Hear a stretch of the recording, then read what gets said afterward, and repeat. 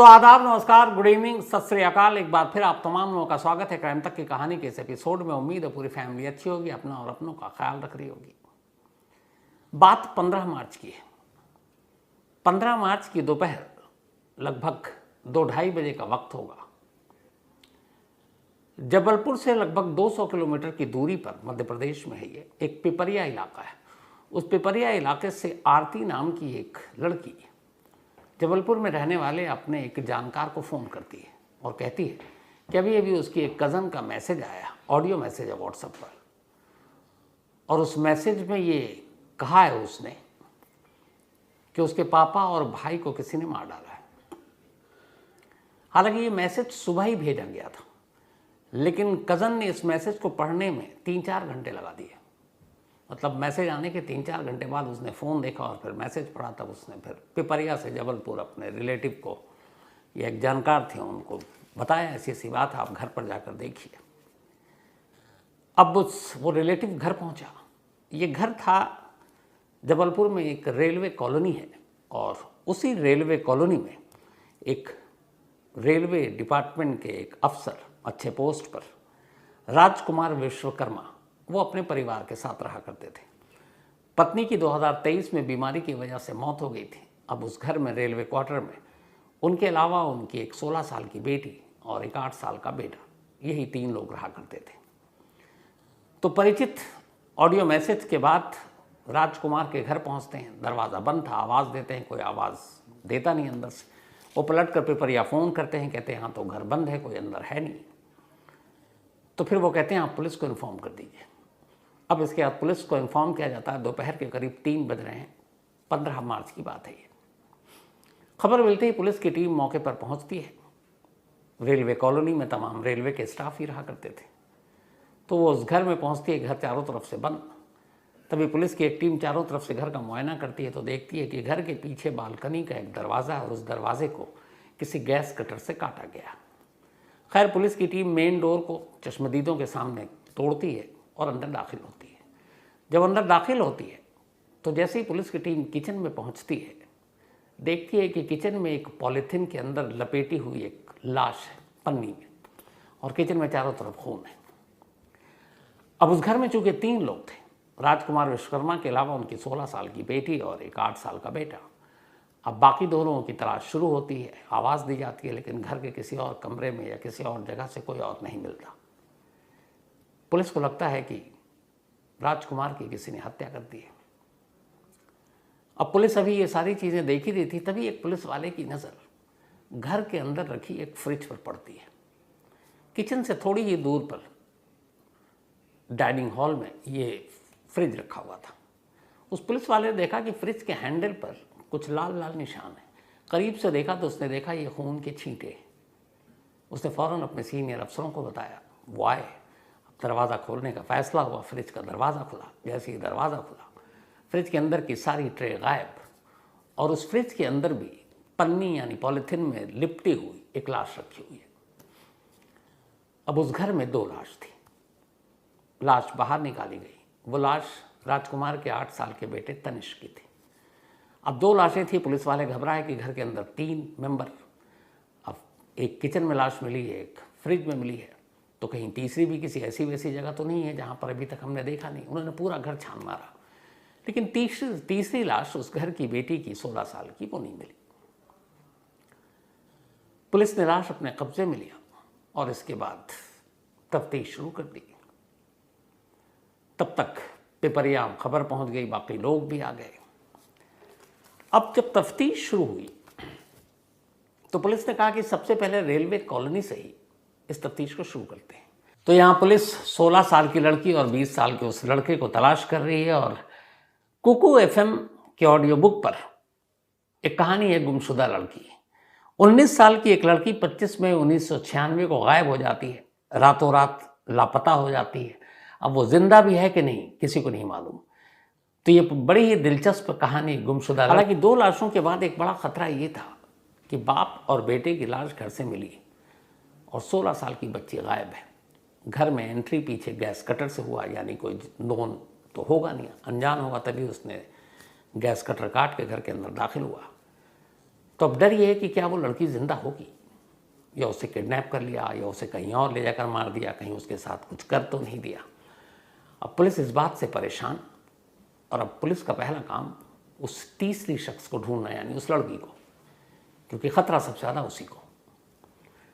अब पुलिस ने तफ्तीश शुरू की तो इत्तेफाक से खुशनसीबी ये थी कि उस रेलवे कॉलोनी में सीसीटीवी कैमरा लगा था, क्योंकि सरकारी कॉलोनी है। अब पुलिस ने सीसीटीवी कैमरे को देखना शुरू किया, तफ्तीश यहीं से शुरू हुई। जैसे ही पुलिस ने कैमरे को देखा, अचानक दोपहर 12:30 बजे एक कैमरे में एक लड़का एक स्कूटी पर कॉलोनी के गेट से बाहर निकलता हुआ दिखाई दिया। लाल रंग की ये स्कूटी है और ये वही सीसीटीवी फुटेज है। अब इस लड़के के जाने से इस केस का क्या लेना देना, लेकिन अचानक पुलिस ने नोटिस किया कि जैसे ही वो लड़का गेट से बाहर निकला, उसके चंद मिनट के अंदर अंदर एक लड़की भी उसी गेट से उसी डायरेक्शन में मुड़ जाती है जिधर वो लड़का स्कूटी पर बैठ कर गया था। अब जैसे ही उस लड़की को देखा गया तो रिश्तेदारों ने पहचान लिया, ये राजकुमार विश्वकर्मा की वही 16 साल की बेटी है जो घर में नहीं मिली, और पुलिस को डर था उसके साथ कुछ हो गया। लेकिन दिन के उजाले में वो कैमरे में कैद हुई, इसका मतलब है कि राजकुमार की बेटी सुरक्षित है, महफूज है। लेकिन वो दोपहर तक घर में है और लाश की हालत देखकर लग रहा है कि कत्ल हुए हुए कई घंटे हो गए, और वो चूंकि कॉलोनी से निकल रही है और उस लड़के के साथ निकल रही है, इसका क्या मतलब है। फिर पुलिस ने पता किया, जो पिपरिया में आरती नाम उसके चाचा की बेटी थी, उसको जो ऑडियो मैसेज भेजा उसने सुबह भेजा था। तो इसका मतलब है, एक तो उसे कैसे पता उसके घर में उसके फादर और भाई की मौत हो गई, और दूसरा वो तब तक कॉलोनी में ही है और फिर एक लड़के के साथ जा रही है। अब पुलिस ने उस लड़के के बारे में, जो कि कैमरे में कैद था और स्कूटी थी, कॉलोनी से पता चल गया कि इस लड़के का नाम मुकुल सिंह है, और ये मुकुल सिंह भी इसी रेलवे कॉलोनी में रहता है और राजकुमार विश्वकर्मा का पड़ोसी है। अब पड़ोसी है और लड़की उसके साथ है, यहीं से पुलिस की तफ्तीश शुरू हुई। अब तफ्तीश शुरू हुई तो ये हुआ कि ये गेट से तो बाहर निकल गए, अब आगे क्या। तो पुलिस ने कहा कि अब जबलपुर के जितने भी कैमरे हैं आसपास जिधर से वो जा सकते हैं, उन सारे कैमरों को तलाशते हैं। कई टीमें लगा दी गई, कोशिश रंग लाई। जबलपुर में ही एक रेलवे स्टेशन है, उसी रेलवे स्टेशन की एक पार्किंग, शायद मदन महल रेलवे स्टेशन का नाम है, तो उसी में उसकी एक रेलवे में की पार्किंग है। तो उस पार्किंग से एक सीसीटीवी कैमरे में वही लाल रंग की स्कूटी नज़र आती है, और जब वो स्कूटी नज़र आती है तो उसमें साफ साफ वो लड़का और लड़की भी दोनों दिखाई देते हैं। कॉलोनी के गेट से दोनों अलग अलग निकले थे, लेकिन पार्किंग में दोनों एक साथ हैं। लड़की पार्किंग में स्कूटी से उतर कर खड़ी है, लड़का जाकर रेलवे की पार्किंग में अपनी स्कूटी को पार्क कर रहा है। पार्क करने के बाद दोनों वहाँ से निकल जाते हैं। अब ये दूसरा कैमरा था जिसमें कॉलोनी के गेट के बाद ये दोनों कैद हुए। अब जब रेलवे की पार्किंग में दोनों कैद हुए तो पुलिस को लगा कि ये रेलवे की पार्किंग में आए, इसका मतलब स्टेशन से ये कोई ट्रेन पकड़ेंगे और कहीं निकलेंगे। तब पुलिस ने कहा कि चलो स्टेशन पे चलते हैं और उस स्टेशन पे पता करते हैं कि किस ट्रेन से ये लोग गए। स्टेशन के सीसीटीवी फुटेज को खंगाला गया। जब खंगाला गया तो उसमें दिखाई दिया गया कि दोनों स्टेशन के अंदर एंट्री करते हैं। 12:59 के आसपास का टाइम है, दोपहर के 15 मार्च। ये स्टेशन के अंदर दाखिल होते हैं, लेकिन अगले 1-2 मिनट के अंदर ही फिर एग्जिट भी ले लेते हैं। मतलब स्टेशन पर गए, प्लेटफॉर्म की तरफ गए और वापस आ गए। अब 1-2 मिनट के लिए स्टेशन के अंदर जाना और वापस आना, पुलिस को कुछ बात समझ में नहीं आई। लेकिन अब वो स्टेशन से बाहर निकल चुके थे, तो पुलिस ने कहा कि चलो अब यहाँ से फिर आगे की कैमरे की तलाशी लेते हैं कि स्टेशन से निकल कर ये लोग कहाँ गए। तो मदन महल रेलवे स्टेशन में तीसरे कैमरा था जिसमें कैद हुए थे। पहला रेलवे कॉलोनी, दूसरा रेलवे की पार्किंग, तीसरा रेलवे स्टेशन। तो वहाँ से ये निकले तो पुलिस ने कहा आसपास की और सीसीटीवी कैमरे को खंगालते हैं। अब उन्होंने और कैमरे को खंगालना शुरू किया। इत्तेफाक से रेलवे स्टेशन के करीब एक बस अड्डा है, ISBT वहाँ का। तो पुलिस की टीम अब बस अड्डे पर पहुंची, वहाँ के सीसीटीवी फुटेज को खंगाला। जैसे ही खंगाला, एक और कैमरे में ये दोनों लड़का लड़की कैद मिले। एक पीली रंग की बस है जिसमें ये दोनों सवार होते हुए नजर आ रहे हैं। रेलवे कॉलोनी के बाहर, रेलवे पार्किंग में, रेलवे स्टेशन पर, और अब इस बस में। अब जैसे ही इस बस में सवार इन दोनों की तस्वीरें मिली, पुलिस ने फ़ौरन बस अड्डे से उस बस की जानकारी ली, पूछा कि भाई ये बस कहाँ जा रही है। तो पता चला कि ये जो बस है ये जबलपुर से कटनी जा रही है, और जबलपुर से कटनी की दूरी है लगभग 90 किलोमीटर। अब पुलिस ने कहा कि जबलपुर से ये लोग कटनी गए हैं, तो चलो जबलपुर के आगे बस स्टॉप कहाँ तक जाए, इस बस का उन्होंने ड्राइवर और कंडक्टर के बारे में पता किया। तो जब पता किया तो अब वो पहुँचते हैं उस बस के ड्राइवर और कंडक्टर के पास। पुलिस वक्त पूछती है उनसे, भाई ये लड़का और लड़की चढ़े थे आपके बस में, ये कहाँ उतरे? तो पता चलता है कि ये दोनों चढ़े तो थे कटनी के लिए, कटनी तक की टिकट मिली, लेकिन फिर उन्होंने कहा कि हमें कुछ मेडिसिन खरीदनी है, और वो कटनी से बहुत पहले एक आधार ताल इलाका वहीं उतर गए। पुलिस को अजीब लगा। अब पुलिस आधार ताल के बस स्टॉप पर गई, वहाँ जाकर पूछताछ की, तो पता चला कि हाँ, आधार ताल से कौन सी बस में 2 लड़के और लड़की वैसे और चढ़े। तो एक बस से पता चला कि हाँ, ऐसे ही सेम एक लड़का और लड़की चढ़े थे आधार ताल से, वो भी कटनी के लिए चढ़े। कंडक्टर और ड्राइवर से पूछा तो उन्होंने कहा साहब चढ़े तो थे कटनी के लिए, लेकिन वो रास्ते में एक सिहोरा है वहाँ उतर गए, और उन्होंने कहा हमें कोई ज़रूरी काम है, हम कटनी नहीं जा पा रहे, और वो सिहोरा में ही उतर गए। जिस बस से वो डायरेक्ट जबलपुर से कटनी पहुँच सकते थे वो नहीं जा रहे। पहले जबलपुर से वो चले आधार ताल उतरे, आधार ताल से दूसरी बस पकड़ी, फिर सिहोरा उतरे। अब पुलिस उस सिहोरा के बस स्टॉप पर जाती है और उस बस के बारे में पता करती है। जब उस तीसरे बस से पूछताछ होती है तो कहते हैं कि हाँ जी, एक लड़का लड़की चढ़े थे, लेकिन वो कटनी में उतर गए और उसके बाद हमें पता नहीं। अब पुलिस की टीम कटनी पहुंची, कटनी बस स्टॉप से कुछ तस्वीरें खंगाली, लेकिन उसके आगे अब कोई जानकारी नहीं है कि वो दोनों कहाँ गए। अब ये तो रही इन लड़का और लड़की की तलाश की बात। अब वापस पूरी कहानी पर आते हैं कि आखिर जिस घर में एक लड़की के फादर की और उसके भाई की मौत हुई, जिसका कत्ल किया गया, और वो लड़की एक ऑडियो मैसेज भेजती है और फिर अपने पड़ोस के एक लड़के के साथ स्कूटी में शहर शहर घूम रही है, कभी रेलवे स्टेशन की पार्किंग, कभी रेलवे स्टेशन, कभी बस, फिर 3-3 बस पकड़कर कटनी। तो ये क्यों है? अब पुलिस ने उस लड़के की कुंडली निकाली जो उसकी कॉलोनी में रहा करता था, तो पता चला उस लड़के की उम्र करीब 20 साल है और उसका नाम मुकुल सिंह है। जिस क्वार्टर में लड़की रहती थी उसके पड़ोस में मुकुल सिंह का घर था। मुकुल के फादर भी रेलवे में नौकरी करते हैं, और जो 16 साल की लड़की है उसका नाम है काव्या। काव्या के पिता भी राजकुमार विश्वकर्मा रेलवे में एक ऊंचे पोस्ट पर थे। तब मुकुल का इन चीज़ों से क्या लेना देना? अब पुलिस ने 15 मार्च की सुबह से पहले के सीसीटीवी खंगालने शुरू किए उसी कॉलोनी के जहां यह हादसा हुआ। तो देखा कि 14 और 15 मार्च की रात करीब 3 बजे राजकुमार विश्वकर्मा के घर के नीचे कई चक्कर मुकुल ने काटे, और उसके हाथ में कुछ है, उसके हाथ में कुछ सामान है। अब ये हुआ कि रात को ये चक्कर काट रहा है, सुबह लड़की के साथ है, तो ऐसा क्यों? अब यहां पे 2 चीजें थी पुलिस जो तफ्तीश कर रही है।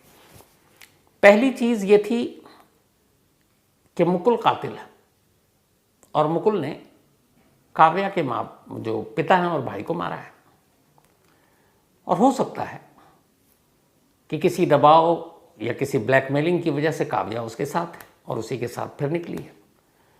लेकिन यहाँ पे फिर थ्योरी गलत ये हो जाती है कि अगर मुकुल काव्या की जानकारी के साथ उस घर के अंदर दाखिल हुआ तो गैस कटर से दरवाज़ा काटने की क्या ज़रूरत थी? तो काव्या दरवाज़ा खोल देती, वो अंदर जाता, कत्ल करता, निकल लेते दोनों साथ, पर ऐसा तो हुआ नहीं। तो फिर गैस कटर का इशू क्यों? दूसरी थ्योरी है कि मुकुल और काव्या इन दोनों ने मिलकर इस डबल मर्डर को अंजाम दिया, बट इसकी वजह क्या हो सकती है? तो पुलिस ने सारी कहानी खंगाली, तो कहानी थोड़ी सी सितंबर 2023 में लौट गई। हुआ यह कि ये लड़की और मुकुल ये दोनों पड़ोसी थे, सितंबर 2023 में राजकुमार विश्वकर्मा ने अपनी बेटी को पुलिस स्टेशन ले जाकर एक रिपोर्ट लिखाई और वो रिपोर्ट थी मुकुल सिंह के खिलाफ। उन्होंने लिखा है कि ये लड़का मेरी बच्ची को छेड़ता है और उसने इसके साथ कुछ गलत हरकत की है। इस रिपोर्ट के बाद पुलिस ने मुकुल सिंह को अरेस्ट कर लिया क्योंकि लड़की नाबालिग थी और उस वक्त उसकी उम्र वैसे भी 15 साल थी, अब 16 साल है। तो अरेस्ट करने के बाद उसे जेल भेज दिया। जेल भेजने के बाद 1 महीने के बाद वो ज़मानत पर जेल से बाहर आ गया। वो जैसे ही ज़मानत पर जेल से बाहर आया, इधर राजकुमार विश्वकर्मा ने अपनी बेटी काव्या को जबलपुर से अपने भाई के घर पिपरिया भेज दिया ताकि वो दोनों मुलाकात ना कर सके। अब वो चली गई, तब तक सब कुछ शांत था। लेकिन फिर अभी इसी महीने जो काव्या है उसका बोर्ड का एग्ज़ाम था 10वीं का, तो एग्ज़ाम देना था तो जबलपुर आना था। तो वो जबलपुर आ गई इस महीने के शुरू में ही और वो एग्ज़ाम दे रही थी। अब एग्ज़ाम दे रही थी और उसके बाद ये 15 मार्च को सारी चीज़ें हो गई। तो अब ये सारी कहानी तो सामने आ गई। अब यहाँ से सवाल शुरू होता है, एक लड़की जिसने एक लड़के के खिलाफ कंप्लेंट लिखाया, उसकी कंप्लेंट पर वो लड़का अरेस्ट हुआ और फिर जेल चला गया। अब उसी लड़के के साथ वो लड़की अपने बाप और भाई के कत्ल के बाद उसी कॉलोनी से बाहर निकलती है, उसकी स्कूटी पर बैठती है, रेलवे की पार्किंग जाती है, रेलवे स्टेशन जाती है, 3 बस अलग अलग बदल कर कटनी के लिए जाती है। ऐसी क्या मजबूरी है, क्या वजह हो सकती है? अब असली कहानी तो जब ये दोनों मिलेंगे तब पता चलेगी, लेकिन जबलपुर पुलिस की माने तो पूरी कहानी के 2 पहलू हैं। पहला ये है, ये जो लड़का है मुकुल सिंह, ये साउथ इंडियन क्राइम थ्रिलर, आजकल तो हिंदी में डब फिल्में आती हैं, खूब देखते हैं, तो उसको देखने का बड़ा आदी है। ये क्राइम थ्रिलर देखता है और देखता है कि कैसे पुलिस और क्रिमिनल कातिल मतलब एक दूसरे से बचते हैं, कैसे पुलिस को उलझाते हैं, चकमा देते हैं और पुलिस कैसे उन तक किन किन सुरागों को पकड़कर उन तक पहुंचती है। तो इस केस में जो पैटर्न मिला है उसके हिसाब से पुलिस ये मानकर चल रही है कि साउथ की बहुत सारी क्राइम थ्रिलर मूवी देख चुका और इसने इस पूरे क्राइम में हर जगह पर उन चीज़ों का इस्तेमाल किया। फॉर एग्ज़ाम्पल, जब ये दोनों निकले 12 बजे, जब ये कैद हैं 12:30 बजे, दोनों के पास इनका अपना मोबाइल नहीं था। जो थोड़े बहुत क्राइम की जानकारी रखते उन्हें पता है मोबाइल से लोकेशन ट्रेस होता है। काव्या ने अपनी माँ का मोबाइल यूज़ किया था। काव्या की मोबाइल की डेथ 1 साल पहले हो चुकी है माँ की, तो उसने अपनी माँ का मोबाइल लिया, अपना मोबाइल घर छोड़ दिया। जो मुकुल था इसने भी अपना नंबर छोड़कर एक दूसरा मोबाइल हाथ में लिया हुआ था। तो इससे पता चलता है कि इन दोनों को पता था कि पुलिस हमको मोबाइल के ज़रिए ट्रेस नहीं करेगी। अब घर से निकलने के बाद ये पहले रेलवे की पार्किंग में स्कूटी को पार्क करते हैं। इन्हें पता था कि पुलिस पार्किंग तक आएगी और ये अंदाज़ा लगा लेगी कि ये लोग स्टेशन से किसी ट्रेन को पकड़कर भाग गए। अब दोनों स्टेशन भी जाते हैं ताकि पुलिस को यकीन हो जाए कि हाँ देखो स्टेशन में भी, क्योंकि इन्हें पता है सीसीटीवी कैमरे कहाँ कहाँ लगे। स्टेशन जाते हैं और स्टेशन से फिर एक तरफ से जाते हैं, दूसरी तरफ से निकल जाते हैं। निकलने के बाद अब ये बस स्टॉप पहुँचते हैं। अब बस से बैठते हैं। उन्हें पता है कि बस से जब बैठेंगे तो कटनी तक उतरेंगे तो इस रूट में हो सकता है कि कहीं पे कोई ऐसी जानकारी मिल जाए और उन्हें रोक लिया जाए। तो फिर वो 3 अलग अलग बस बदलते हैं और फिर कटनी पहुंचते हैं। कटनी में वो ऐसी जगह पे जाकर गायब होते हैं जहां उन्हें शायद पता था कि यहाँ से सीसीटीवी कैमरा नहीं और शायद अब फिलहाल वो शिकंजे में नहीं आएंगे। तो ये पूरी प्लानिंग इस तरह से हो गई। अब उसी प्लानिंग का एक हिस्सा जबलपुर पुलिस के हिसाब से ये लड़की अपना ऑडियो मैसेज दिन में भेजती है और ऑडियो मैसेज मिलने के बाद करीब 3 से 4 घंटे लगते हैं। तो तब तक जो ऑडियो मैसेज भेजा था वो लगभग मर्डर के कुछ घंटे के बाद भेजा था। उसका अंदाज़ा ऐसे होता है कि 3 बजे वो सीसीटीवी फुटेज में मुकुल घर के आसपास दिखाई देता है और उसके बाद वो घर में जाता है।